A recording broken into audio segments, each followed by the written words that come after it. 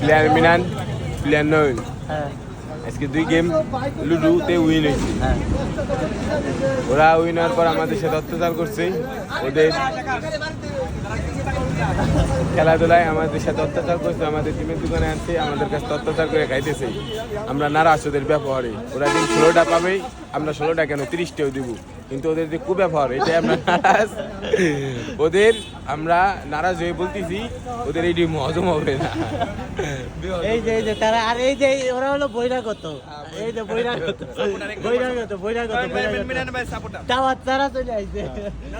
আর এই যে দাওয়াত দিয়ে এদের দাওয়াত দিয়ে আনা হয়েছে, ঠিক আছে? এরা মিথ্যা গুজব মিথ্যা অপবাদ আর এই যে লোক কেটু মিজানের মতো অত্যাচার করছে আজকে। কেটু মিজান 2টা ম্যাচ ঠকলে মানুষের আসলে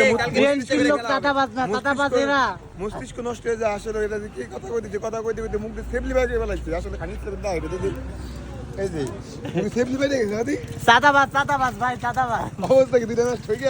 আরে আমলিগের পুণ্যবাসন হইতেছে এই ভূতপুর শহরে এই মিনান নয়নের হাত ধরে।